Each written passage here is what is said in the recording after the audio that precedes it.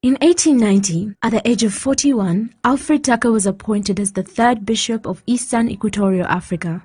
After serving for a few years, in 1905 he began a seminary at Namirembe after he realized that a second generation of church leaders needed a more formal training. In 1913, the seminary was transferred and a theological college started in its place in Mukono, and a year later, it was named Bishop Tucker Theological College, after the man who had inspired the idea. The motto of Bishop Tucker College was "Called to Serve," which reflected its mission to educate lay readers, church teachers, and clergy who would go out into society to serve. A diploma in theology began in 1960, organized by the Association of Theological Institutions of Eastern Africa. This was in response to the tainted image the ministry had based on a report, The Crisis of Christian Ministry in Uganda, which cited that the recruitment of men with a low education into ministry was giving it a bad image. Bishop Tucker quickly became internationally known, attracting students from all over East Africa, Rwanda, Burundi, Zaire, and Sudan. The college played a particularly important role in the education of Sudanese clergy during the First Civil War in the southern Sudan. However, in the 1970s, the political and economic crisis threatened the continuity of the college. Through God's grace, the college was able to grow in size and number in the 80s after the country stabilized under the leadership of Eliphaz Mari, who had succeeded Alan Galpin as principal. And in 1982, the college was finally able to start a degree program. The Bachelor of Divinity started as an affiliate program under Makerere University. However, in the early 90s, students from the college were performing much better than those from Makerere, which gave the college the confidence to start a university. Right around the same time, the Church of Uganda was having the same idea. Our mission was called to serve.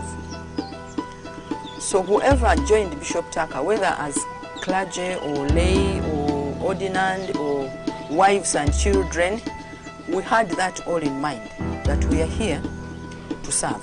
When I came here, I came prepared to be prepared for ministry, and that means going out to reach people for Christ.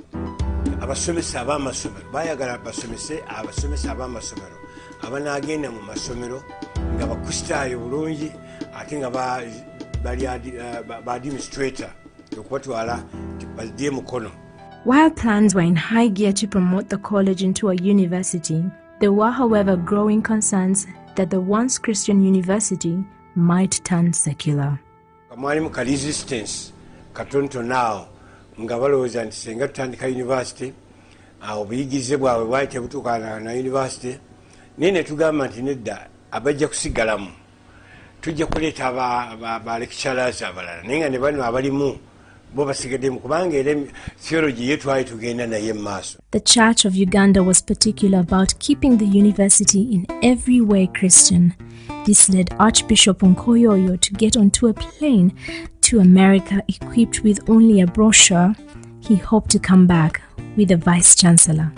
Satwala project proposal bwe twali tugendayo nga ngendayo okunoonya yatwala bulinga leaflet brochures nga buno mu ngeri ng'afaana bwe kati nga kapapula kamu kokka kwe nayogereranga naye Katonda n'akozesa akapapula ako akatono ne kagenda katusimbulirayo Stephen Noel najja okulaba biki ebikolebwa oba university ajja gye twagala akulembera efaanana etya. His path led him to Reverend Professor Stephen Noel, the man who later came to be the first Vice-Chancellor of Uganda Christian University. It was also unappealing to be asked to join a startup university whose future I did not at that moment understand very well.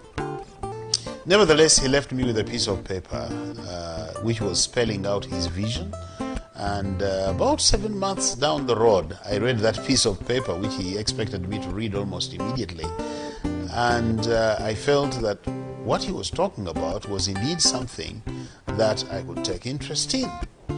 And so when he came back to take up the mantle of Vice Chancellor, I said to him, yes, I'm willing to come to Uganda Christian University. So I came as the university chaplain. In just a few years, Uganda Christian University has strived at being the center of excellence in the heart of Africa, a sentiment strongly shared by the administrators, lecturers, and students. Where we're educating people, not just so they have the knowledge themselves, but so that they can go out and bring about change in their communities.